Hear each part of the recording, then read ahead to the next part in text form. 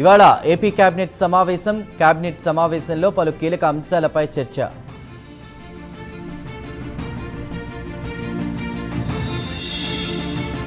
ఇవాళ అమరావతికి AP deputy CM Pawan Kalyan cabinet భేటీలో పాల్గొననున్న జనసేన అధ్యక్షులు.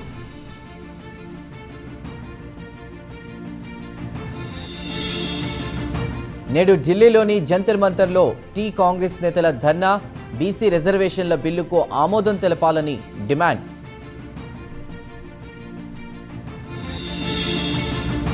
ఢిల్లీలో తెలంగాణ సీఎం రేవంత్ రెడ్డి జంతర్ మంతర్ దగ్గర ధర్నాలో పాల్గొననున్న ముఖ్యమంత్రి.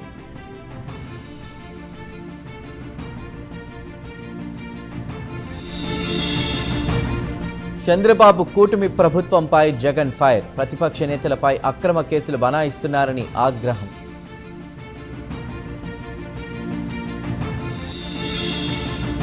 ఈరోజు తెలంగాణ జాగృతి ఆవిర్భావ దినోత్సవం. తన కార్యాలయంలో జాగృతి జెండా ఆవిష్కరించనున్న కవిత.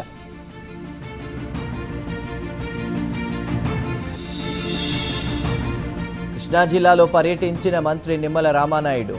వడ్లమన్నాడు మేజర్ కాలువ, గుడ్లవల్లేరు లాకుల పరిశీలన.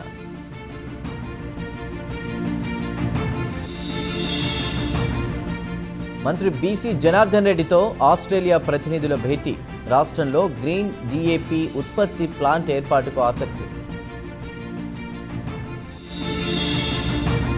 ఇచ్చిన మాట ప్రకారం కర్నూలులో లబ్ధిదారులకు ఇళ్ల పట్టాలు. 150 మందికి ఇళ్లు పట్టాలు ఇస్తున్నామని మంత్రి భారత్ వెల్లడి.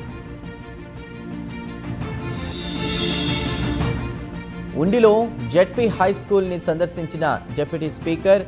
రఘురామకృష్ణరాజుని సన్మానించిన ఉపాధ్యాయులు.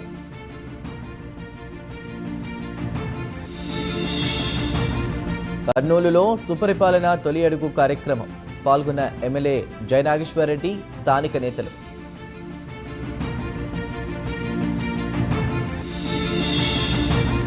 స్వతంత్ర అభ్యర్థి మీద వైసీపీ నేతల దాడి. ఈ దాడిలో మాకు ఎటువంటి సంబంధం లేదన్న బీటెక్ రవి.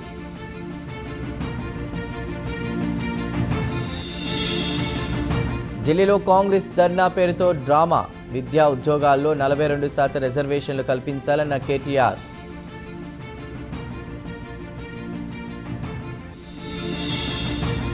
మహేశ్వరం నియోజకవర్గంలోని రేషన్ కార్డుల పంపిణీలో ఉద్రిక్తత.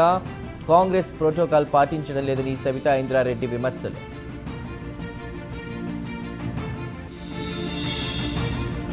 మాజీ మంత్రి హరీష్ రావుపై ప్రభుత్వ విప్ ఆది శ్రీనివాస్ ఫైర్. హరీష్ రావుకు జ్యుడిషియల్ కమిషన్ అంటే గౌరవం లేదని ఆగ్రహం. 172 దేశాల పౌరులకు భారత్ ఈ వీసా సౌకర్యం. లోక్సభకు తెలిపిన కేంద్ర సహాయ మంత్రి బండి సంజయ్.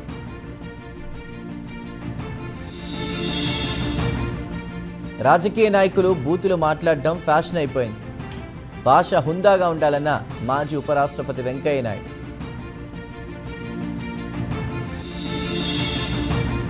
ఏపీలో ఈ నెల 25 నుంచి 31 వరకు కొత్త రేషన్ కార్డులు.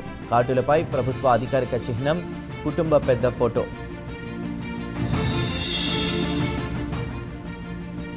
భద్రాద్రిలోని 100 పడకల ఆసుపత్రిలో బ్లడ్ బ్యాంక్ ఏర్పాటు. బ్లడ్ బ్యాంక్ కేంద్రాన్ని ప్రారంభించిన కలెక్టర్ జితేష్.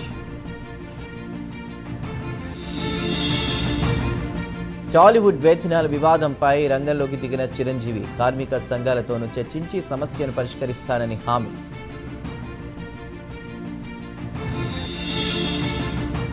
జగద్గిరిగుట్ట పిఎస్ పరిధిలోని రౌడీ షీటర్ హత్య.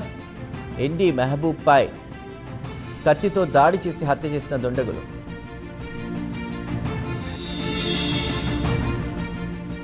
సృష్టి కేసులో ముగిసిన డాక్టర్ నమ్రత కస్టడీ.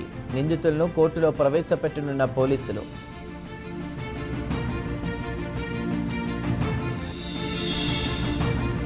ప్రధాని మోదీకి ఘన సత్కారం. ఆపరేషన్ సింధూర్ విజయవంతంపై పొగడ్తలు.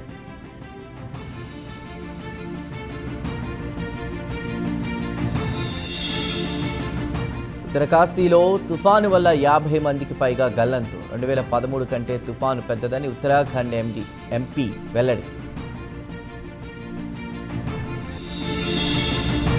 24 గంటల్లో సుంకాలు పెంచుతా భారత్కు మరోసారి ట్రంప్ వార్నింగ్.